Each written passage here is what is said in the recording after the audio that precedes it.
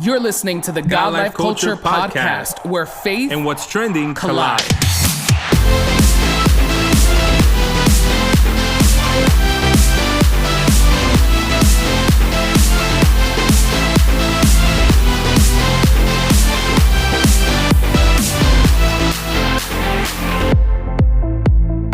And welcome back to a new episode of the God Life Culture podcast. This is Eddie speaking. And this is Miguel. And we're just so happy and excited to be bringing you a brand new, fresh episode for you guys to listen to. Yes, thank you so much for tuning in to another episode of our podcast. We are so excited to, have another conversation and enjoy another episode of this podcast. We just want to remind you from the beginning to subscribe. Hit that subscribe button wherever you are listening to your podcast. Be sure to subscribe so you can be notified when we drop a new episode. Eddie, how are you feeling today? Feeling great and looking forward to spring, which I feel like is like right there, almost there. Just a couple of weeks away, we'll start transitioning out of that winter season, that gloominess.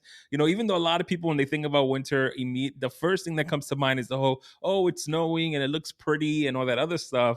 But in reality, all the gloom and the shoveling, and we've had a lot of snow this year in Long Island, that I am just ready for them flowers to start blooming and for the weather to get a lot better. How's everything with you? Yeah, everything is great. I can't agree more. I'm kind of over the snow. Lots of snow, ice everywhere, the shoveling, all of that. School, we do enjoy the snow days, but some snow days turn into online virtual learning. Yeah, that was about to say, that all changed. Once we started doing the virtual distance learning stuff, that whole thing about snow days, it's not the same. Yeah, and there are articles and people that are discussing right now the idea that kids still need snow days. Yes. So, there are a lot of people that are pushing for that if it's snowing and it's a snow day, that means no online school either. So let's see. But like you said, I'm looking forward to the warm weather. I'm looking forward to spring, and hopefully we can have a better spring and summer this year, in this new year, 2021. Yes, and that everything else also get better so that we can actually enjoy those great spring and summer weather. So now what you guys are all here for today is for our special guest that is joining us, and we know for a fact you're going to be blessed by our conversation with her. So we want you guys to please welcome to the God Life Culture podcast, Laila Olivera. Laila, please say hi to our listeners. Hello, everyone. I'm super excited for what is in store for tonight. I just know that God's going to do something so spectacular tonight. And I'm really ready for everything we have prepared for you guys. Awesome. So listen, Laila, you are our type of guest. That was amazing, right from the beginning. I know. She's like, I'm ready. Are you guys ready? For if not, real. You gotta get yourself ready. So Laila, for the people that may not be familiar with you, just share a little bit about yourself. Who is Laila? Yes. So I'm actually a singer and songwriter, but most importantly, a worshiper. I write music on my downtime. Not just that, but I also I graduated with my bachelor's degree in linguistics. Nice. And I'm going for my master's degree in speech therapy. So Awesome. yes, so I'm super excited about that season that God has me in. Yes, so I worship at my home church, but I also have been fortunate, thank the Lord, to be able to go out to different churches and be able to minister to other people's lives, just everywhere. So yes. Awesome. I mean, you talk about going out to different churches and ministering and doing all of that, singing, songwriting. Was this something that has always been a part of your life? Like if we were to go back to, you when you were 3, 4, 5 years old, what were you like growing up? Were you always singing in church, or did that come later in your life? What was your childhood like? Yeah, so actually, I have always loved to sing. It was always a passion of mine. I would run around the house singing, all of that. But one of the most important things was my parents really had me grounded in the church. In church, I would help out with the worship, with the children's ministry when I was younger. But when I was 7 years old was when I really was able to worship and walk in that calling.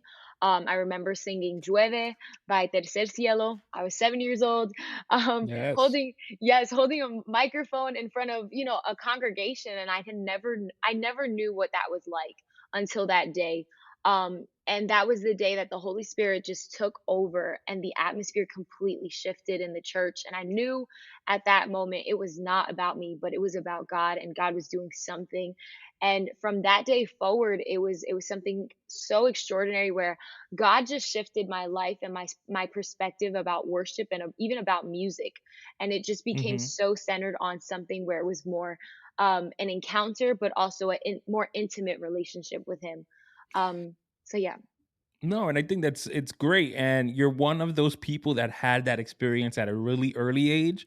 7 is really your early age that, there are a lot Yes. of people that don't have an experience like that into their teens or their 20s and even beyond. But I do Mhm. find it curious to know, I'm also someone who had an experience with the God at a really early age, also. And that really Mhm. allowed me to go through those teen years and all those, crazy years that you get, Yes. and be able to survive it. Was that the same for you? Were you able to continue to have your own process and journey and just making sure that you stood holding on to God?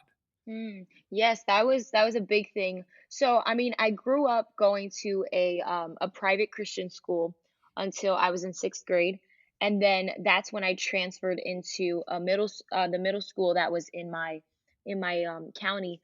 And it was honestly such a different perspective on life because I was so used to being confined in this bubble.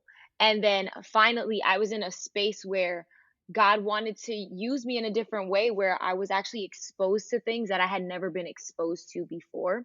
Yeah. So even in that season, like worship had became such a huge factor in my life because that was the only thing that I could cling to, because I was so used to having that church environment, just not within just my church, but even within school.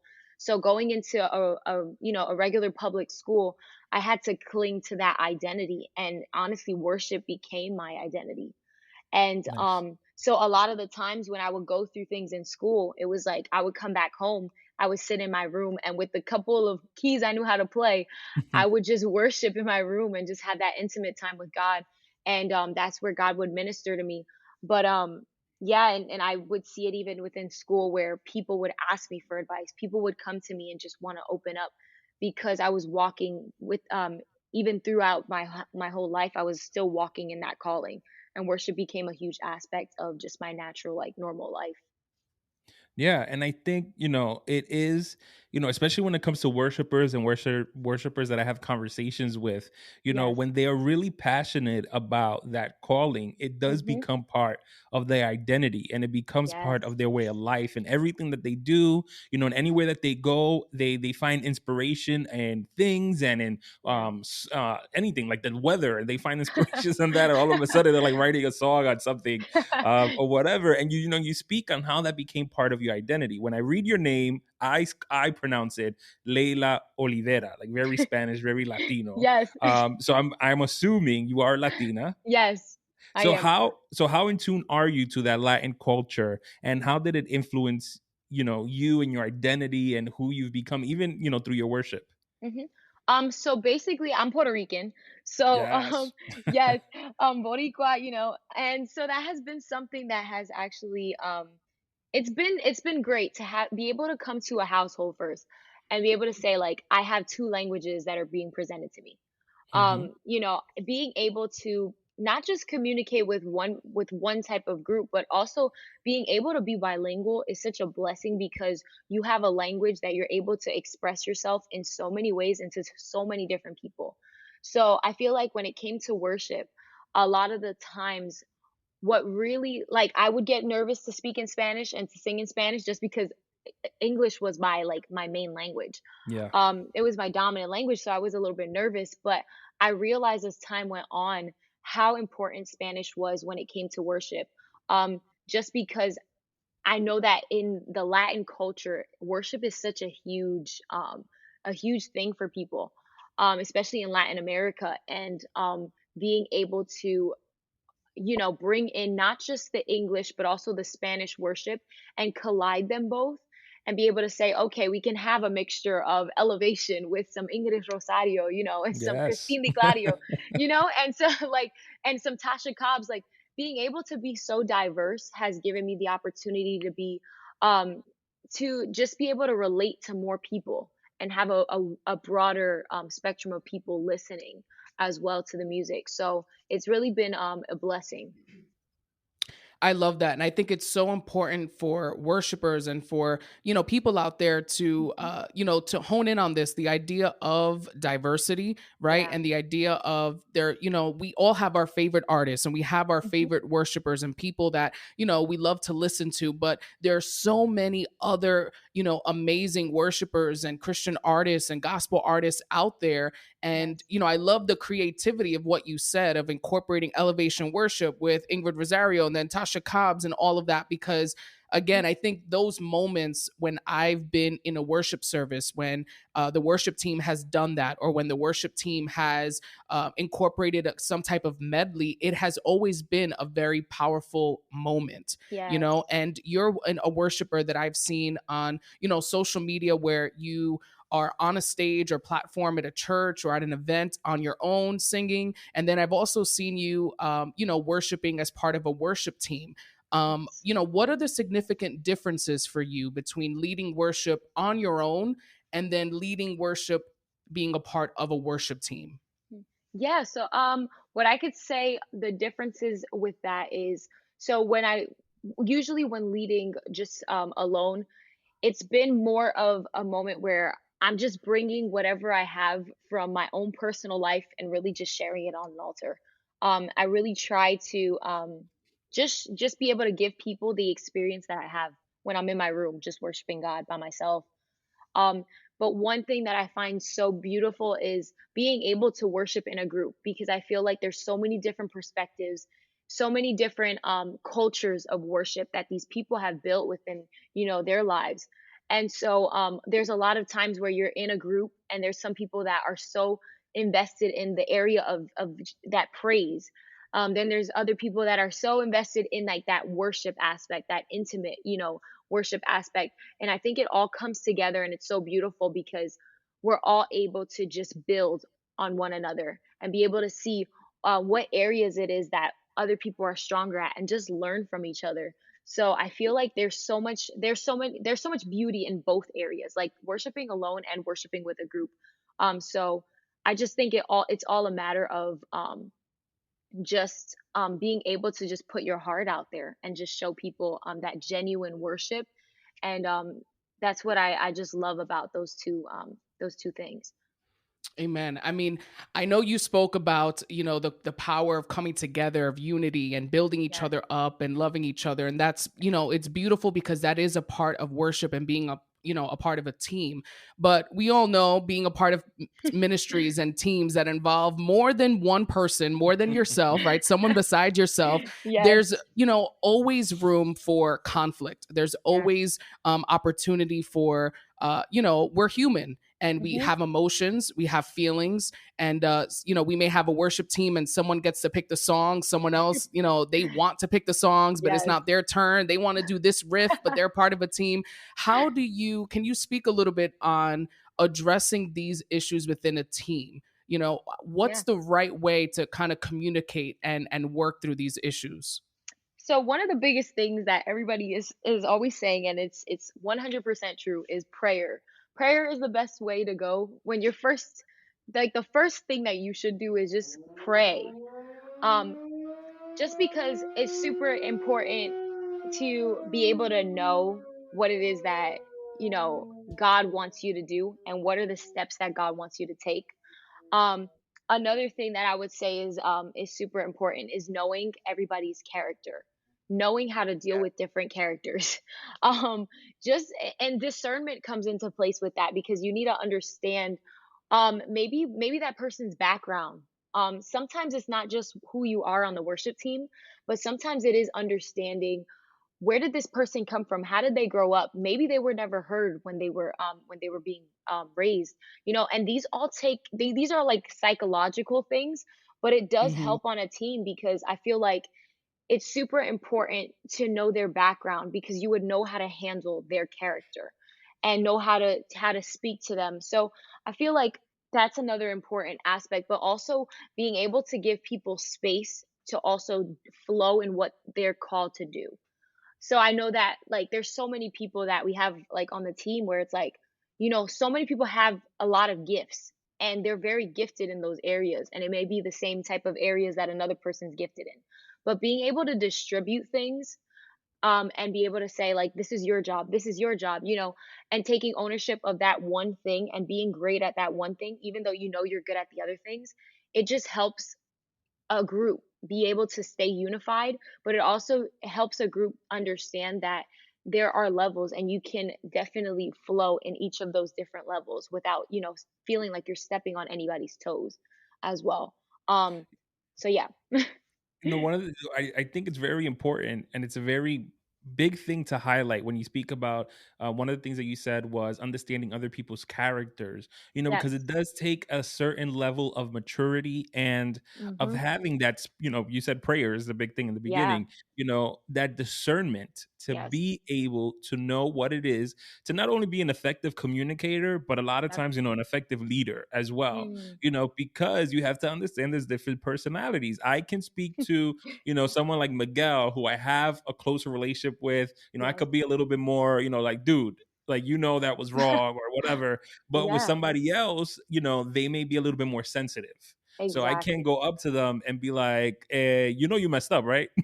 I have to be like, Yes. oh, maybe you could improve, and find a way to communicate the message that needs to be communicated for the betterment of everybody, but to do it, to deliver it in a way that's more palpable for them. And Yes. a lot of times people confuse that with babying. Like, I'm not gonna baby Mm. nobody. No, no, no. It's not about you don't want to baby anyone. It's about you want to effectively communicate, because at the end of the day, you want the person to receive the message and do better. You Yes. don't want them to receive the message, get upset, and walk out. Yep. Yeah, That's so and it's true. awesome because in all of this, in leading worship and being a worshiper and being a part of a ministry, a team, a group, it takes work. Mhm. And in the realm that we operate in, right, in within the church and within ministry, there is not only physical work that needs to be done and a mental work and kind of Mhm. collaboration, right? But Yep. there's also a spiritual work that needs to be done, whether you are an individual who's a worshiper or a part of a worship team, a part of, Mhm. a 40-person choir, there is still an individual spiritual work that needs to Yes. be done. And, you are very active on social media. And I love how transparent and raw you are with these moments because just the Yes. other night I saw that you posted. It was a picture of your keys on your piano, a notebook, a pen, and you were talking about your time with the Lord. Yes. So, what does that time with God look like for you? Hmm. So honestly, those moments, I find them very, very, I cherish those moments a lot. Because I find, so these moments when I have in my room, whether it's in my room or either in my basement in the studio, I just sit there and I just honestly, like I said, like even on the caption, like I really do, like I'll sit there and cry.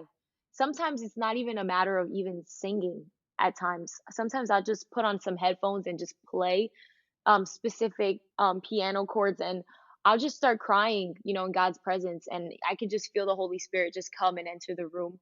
Um and these moments have been super intentional. Like I've been intentional with these moments because I just know that when you have intimacy with God, you have these intimate moments with God. When you go on an altar, it's so evident that you've been in the presence of God. It's just like Moses when he goes up to that mountain and he's with that burning bush and he spends that intimate moment with God. In that moment where it's so holy, like he takes off his sandals, like he's in God's presence. And when he comes back down, you see the glory shining on his face. Um, it's always been that type of moment. Whenever I'm in God's presence, and it's not just for that, but I want to do it for myself. Like that's where I find my freedom. That's where God works with me. And he begins to nitpick on certain things and say, Layla, like you have to fix this or that. So even sometimes it's moments where it's like not everything's perfect. I'm sitting in my room and just worshiping and crying out, but it's because God is dealing with something within, and it's something that God has to deal with in private before he brings me out in public. And it's something so beautiful, and those are moments that I cherish. So yeah, that's what I could say about those moments with God. And they are moments that everyone should strive to have, Yes. because being in corporate services and going to church and all that stuff are powerful and amazing moments, Mhm. but there is an importance in having an intimacy with God, being able to Yes. feel his presence by yourself, whether it Mhm. is sitting at a keyboard like you do, or like me being in the car by myself driving to work or whatever.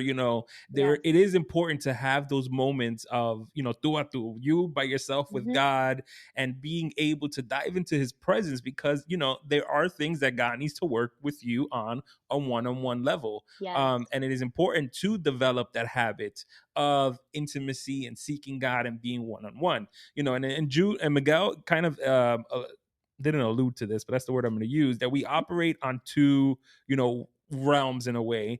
And we have the whole spiritual side, but we also Mhm. have a physical human side, Yes. where unfortunately there are days where we do not want to do anything. Mhm. There's days we don't want to worship. There's days that you may be invited to go somewhere. You're like, oh, I don't really feel like going over there today. Or, there's a day, there's something that you have to do, and you're not feeling it. You don't feel like Mhm. doing it. What do you do in those moments when you don't feel like doing anything? So in those moments, I'm honest with God. That's one thing I can say. When I have those type of feelings, I'm very honest and open and transparent with God, and I actually take those moments into prayer. One of the things that I notice is every time that I don't want to go into those spaces, those are the exact spaces that God uses the most. Yeah. And it's so funny because I'm just like, wow, God, really? Like he had to do it because he's like, no, I need you to focus. I need you to just go into those spaces that without complaining. And one of the things that I just do is I'll pray about it. And I go into it. I've always talked about how God opens doors sometimes, and sometimes you don't even want to walk through the doors because you're nervous or you're afraid. We're fearful of what door we're walking into. Maybe sometimes we don't even feel good enough to walk into those doors. And I've had those moments where I'm just like, I don't want to do this. And it's because of fear. And it's in those exact moments where God's like, yeah, but it's not about you, it's about me. Yeah. And I'm just like, okay, so I'm walking into these doors, still like wondering why I'm here. And it's like, God's just like, I'm pushing you though. Like, let me walk before you, let me walk beside you, and just keep walking. And so that's really what I do in those type of moments. I just pray, and I'm just like, okay, God, I'm gonna do it because that's what you want. Hmm. That's the door you've opened. So yeah. Yeah. Yeah. And the reality is, sometimes it's kind of like you got to fake the funk. You got to be Yes. like, you know what? I don't want to do it, but I'm going to take this leap of faith, God. And by the time my foot touches the ground, you're going to switch something up, because I'm not really Yes. in the mood to do it. And before, I was saying that as worshipers and even as creatives, Hmm. we, find inspiration from things. I said that sometimes even the weather will inspire you, for a lyric or a painting or whatever, but Yeah. there are also individuals who inspire us, whether it is their work ethic or their creative abilities and what they do with their talent. Hmm. And, I'm curious to know, who are those people, if any, who inspire you? Yep. So, a couple of people well, Ingrid has always been an inspiration to me, vocally, but not just vocally. Also, her heart is just so Yes. beautiful. I love the fact that she's so humble. She has Hmm. never changed, and it's just like she's so constant with the way that she is. And it's just been a blessing to see that. Not only does she love the Lord and she worships and she, ministers so beautifully, but she also has a background of education, so it actually pushes me in that area too, where I'm like, wow, I can do both things at the same time. um Another person, well, another group I could say, in general, is Maverick City Music. I absolutely love them. They're Yes. they're very awesome, very anointed. But one of the things that I love about them is, even being able to just be in a room with them was a blessing, because I was able to see that it's not just about what song we're singing, or not just about, like, as you see in the videos, it's so beautiful, it's so hyped, like the energy's Hmm. so awesome, like, it's so dope being in the room. But one thing I can say is, like, right before they even start worshiping, and doing that set, they take out time just to worship, and it's just free worship, and they'll minister during those moments. That's the moments where Chandler will just come in and just come in with, some knowledge from the word. And I just find those moments beautiful because not a lot of people see that side. A lot Yeah. of people are able to see like what's the recording like, and it's just beautiful to see that they still have those intimate moments. And that's something that I love, me personally. So it's awesome to see that, and it's awesome. I look up to the fact that they're able to bring in a diverse group. If you see like their videos, like they have so many different people from so many different backgrounds, especially in their choir. Mm-hmm. And that's just inspirational in itself. I'm just like, wow, like we could all really come together as a body of Christ and really Yes. just sing together and have this beautiful worship moment and leave changed. Like you're not leaving the same the way that you No. came in.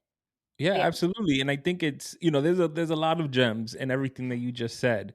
Mhm. And Sunday, I think it was Sunday during breakfast, my wife and I with the kids were having breakfast, and Mhm. we had our music videos going up in the TV, and we were watching one of the Maverick City music videos. Yes. And and in a moment she was like, "You feel the presence of God, right?" I was Mm. like, "Yeah, man, they're going in. What do you mean if I'm feeling the presence of God?" And then she's like, she made an observation, which Mm. was, many moons ago, that would have been visually, that would have not been something that we would have seen a lot of. Wow. Whether it is the way everybody was dressed, to even so many different diverse cultures and people that just look different being Mhm. together. So, when you speak, before you said that, when Moses would go up to the mountain, it would come down with the glow of the glory. Mm. Even though we as people, because I'm not part of the Maverick City team, if they want to Mhm. invite me to a recording, I am available. I will go. But even though we don't see the stuff that you said that they pray, they worship before, and they have their own, moment, Mhm. it is evident Yes. because, through their videos, they do minister Mm. to masses of people. And, it is evident that what they're doing in those moments is not for the fame and glory, is Yes. not because they want to look cute. It's Mhm. because it's really a genuine and true worship that they're giving to Yes. God. That's Yeah, so I mean, true. Israel Houghton is releasing a new album, and it's called "Feels Like Home." And it was a concert that he Mhm. did, during the quarantine and everything, in his home with a bunch of worshipers, present there, and they were singing. And I was hearing him talk about the experience, and he was saying that he's recorded in stadiums, he's recorded around the world, he's recorded albums in Asia. And he says that this project is, one of the most special projects to him simply because he was with, his family, he was with Mm. his friends who are worshipers and, different people. And he said, this is just what we do. This is Mm. what we do Wow. before we go on stage, in Asia. This is what we do before we go and do a stadium tour. This is what, the intimacy looks like Mm. before we hit that big platform and that big stage. So sometimes I feel like within these moments, these are glimpses that we get of these worship teams, and whether it's Yes. Maverick City or Elevation, and even within our churches and our church groups, right? We Yes. sometimes just get a glimpse of what it's like and having that community and just what that worship and intimacy and connection is like within that group of people. Yeah, and I can Mhm. think of, one of the when I think about like very powerful moments in my Yeah. journey with God in worship, one of the memories that always comes to the forefront is when as a youth we used to have these lock-ins, and it was just be straight up the youth. It wasn't nobody else, it was just the youth.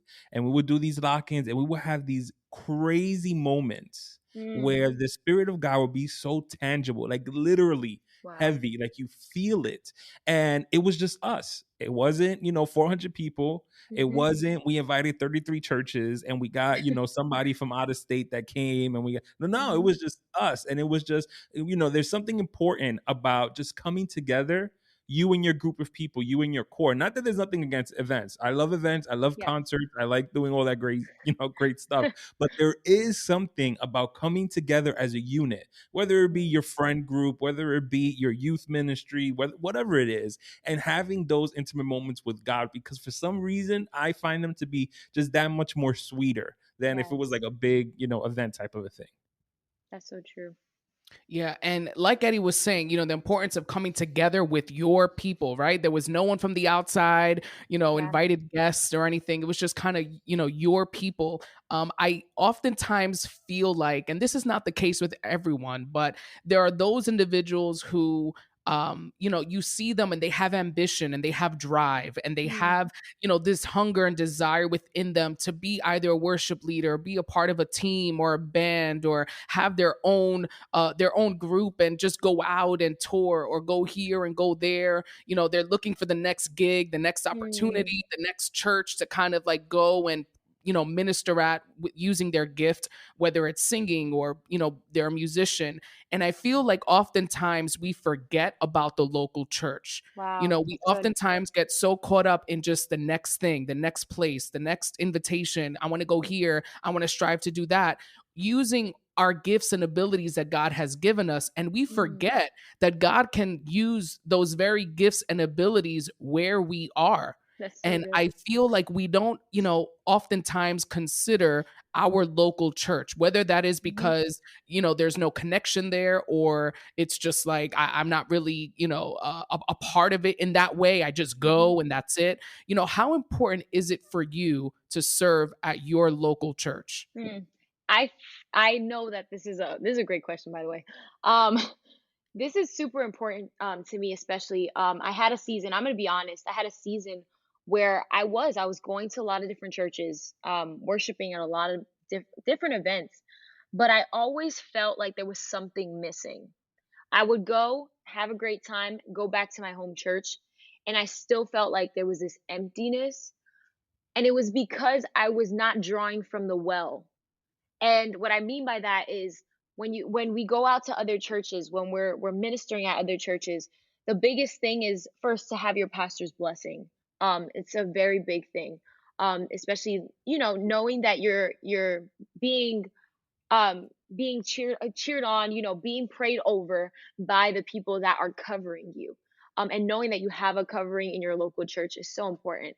And one of the things that I had realized was when I go back home, that's my well that I draw from. So if I'm not investing in that well, if I'm not dwelling in that well completely and being aligned with that, with the mission of that church, then it's like I'm going out ministering, but I'm not completely filled because I'm Yeah. supposed to go back to my church, get filled, and be able to distribute whatever I got filled with in my church, in my home.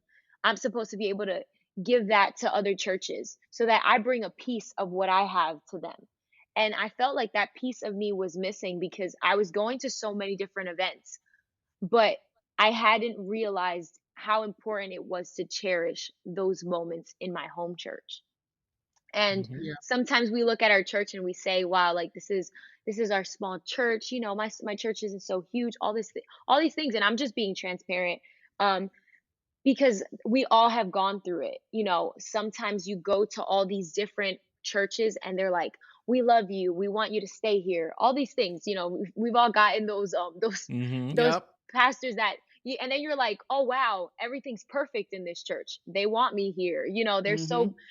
and then you go back to your home church and then you have these issues that you have to face daily because you're always there. So there's always Yeah. this conflict in your church, but you're not realizing that it's just the enemy trying to distract you, trying to say, like, wow, they're not on your side. Oh, they don't support your ministry. Oh, they don't do this.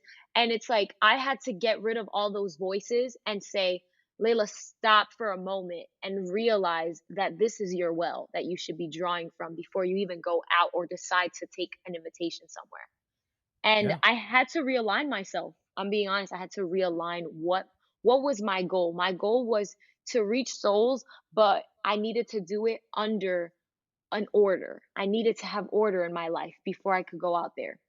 Yeah. I mean, for sure. I mean, that was something that a few years back I was even convicted on. Mm, We were always planning mission trips over the summer and we were investing so much time in going to a different country and hours and days probably of just, rehearsing and organizing events, specifically with the children. Hmm. And, we would go in with planning and doing all of these creative things. And, I remember one year while we were doing all of this, thinking and remembering, like, we put so much effort. I put so Hmm. much work into doing this, yet I haven't done anything remotely close to this in my local church. Wow. And it's almost like it's a blessing to be able to go out and Hmm. use your creativity and your talents to bless other people. And God will still use you. God will Yes. still be glorified, because at the end Hmm. of the day, God's purpose and his will be done and Yes. accomplished. But, you know, are you, like you said, when you go back to your local church, is God proud of you in that moment? Hmm. Can God trust you to use that gift and that ability where you are? And I had to learn that, and ever since that moment, my focus shifted, where it was very Wow. much, trying to go out and serve outside, and how can I bring this here, and how can we go to this place? And and although all of those things are great and amazing, and they have its time, and they have their place, Hmm. we can't forget our local church, and we Yep. can't forget that we can also serve and be impactful where God has planted us. Yes. Amen. That's so You good. know, one of the things, it's 2021, we're young and everybody has a social media.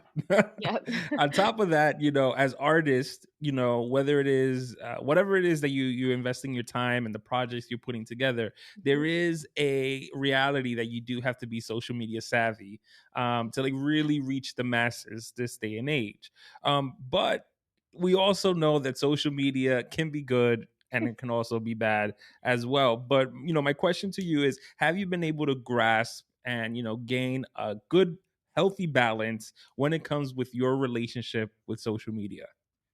Yes. So before, no. I could definitely say, I was super into like, yep, the scroll and like button. Scroll like, um, just on a normal basis, like, oh, okay, like I have to like this person's things. Oh, I gotta like, and like we get so wrapped up around like, it's so funny because I was talking to my parents about this. I was like, man, it's like you don't like someone's picture and then they're not friends with you anymore. I'm like, whoa, what's going on with this? I was like, what's going on with society? And I'm just like, man, I was just busy. I couldn't like your picture. And it's so funny because you get messages like, man, why didn't you like this? Wait, I thought, and I'm like, man, I just was busy. And it's because I've grasped the idea that, it's not all about social media. Yes, you can go on it. It is great. It's a great tool to reach people, especially reaching, different people that want to be able to be ministered to that are not in this area, being able to connect with other worshipers, other ministers, and be able to say, hey, like, let's collaborate, let's do this and that for, for any type of events and things. But I had to step back, and I honestly took a couple of weeks off of social media, just because I was getting so distracted by what was going on. So it actually became more of a distraction than a tool. Hmm. And I was like, man, this is not good. And so sometimes I say to people, I'm like, look, like if it's not benefiting you, you need to step back from it. Because at that point it was like it wasn't even benefiting the ministry. It was just benefiting me because I was just bored.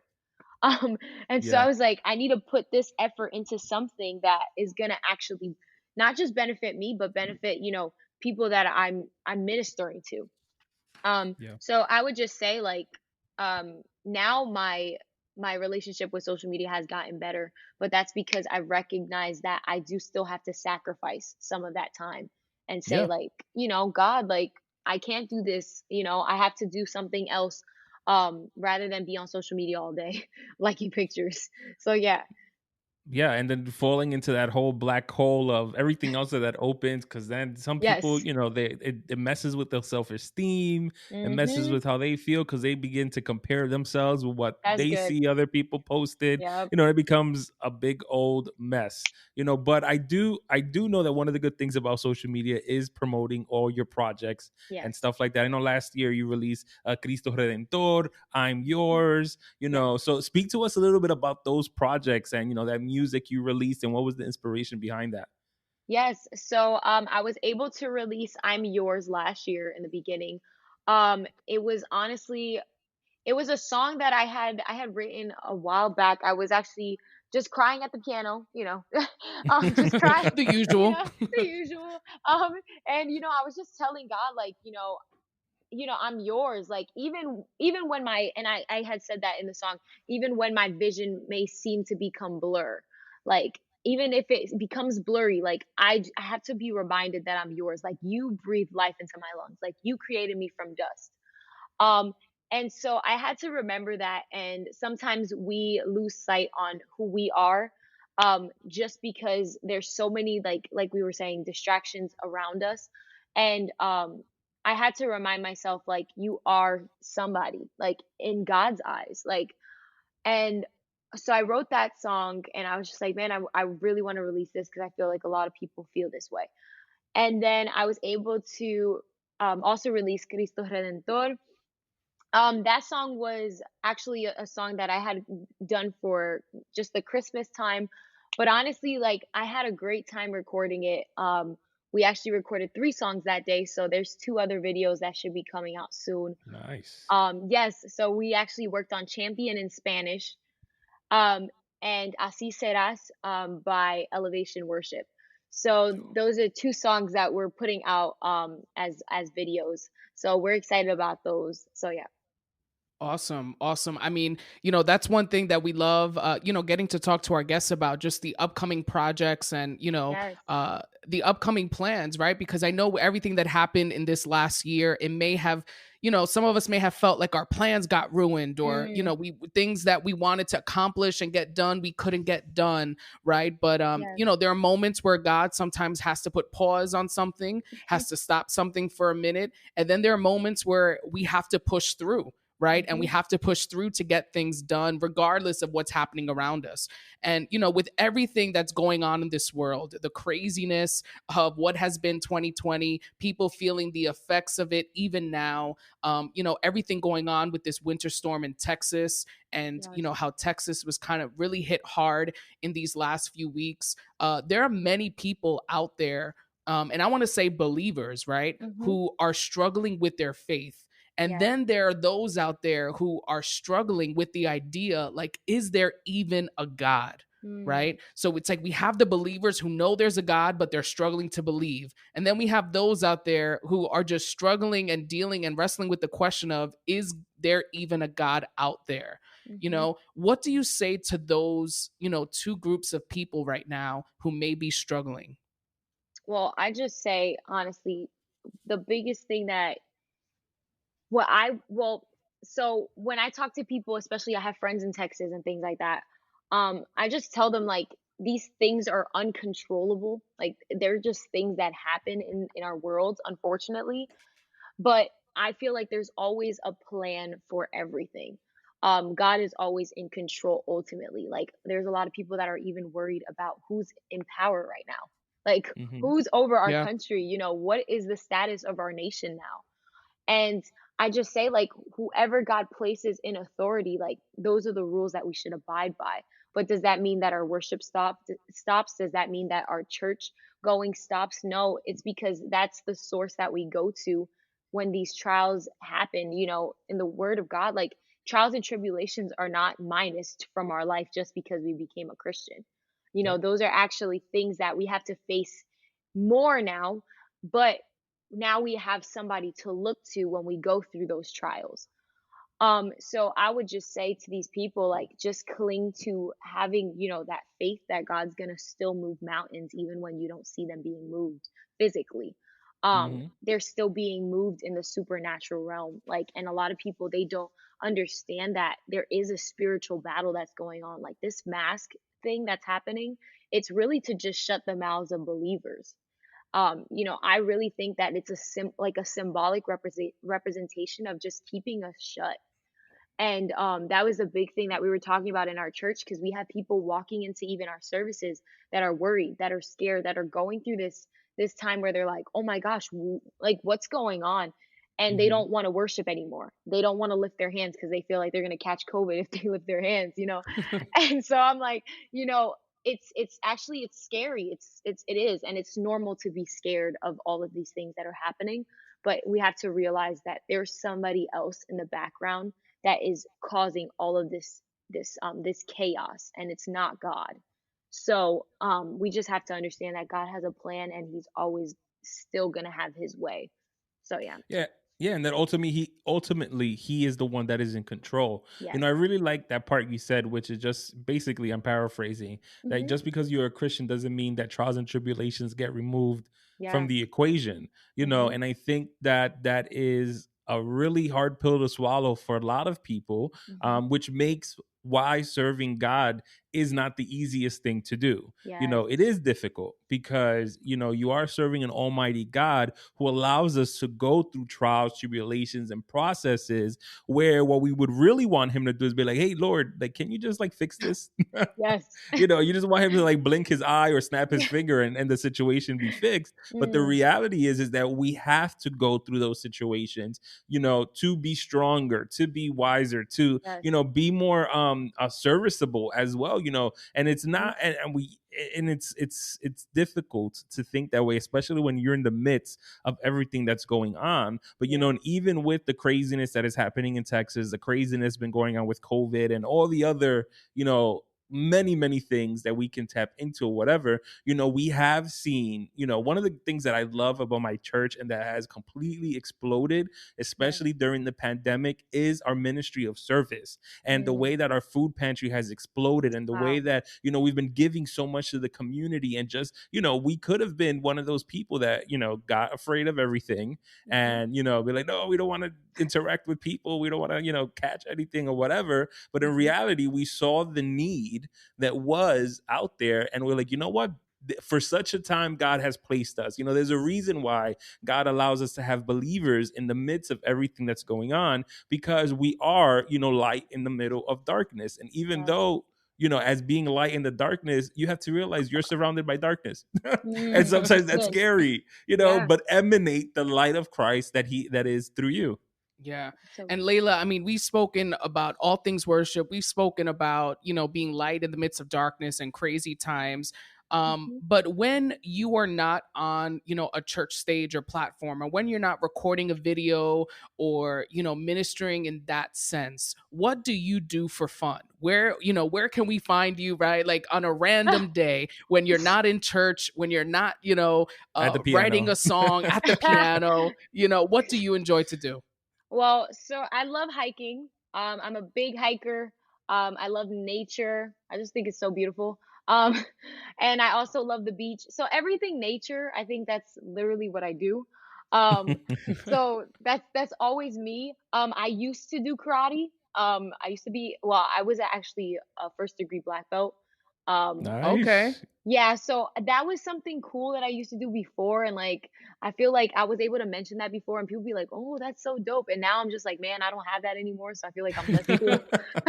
So, but yes, I used to do karate. So that was something that I would do on my free time too. So yeah. Before we get to our last question, I do want to give you the opportunity to let everybody know all your social media platforms. Where can they find you on Instagram, Twitter, YouTube, whatever it is that you have. Please take Yes. this opportunity to share that with everyone. Yes, so YouTube, Facebook, and like Amazon, also like all of those, like Spotify and things like that.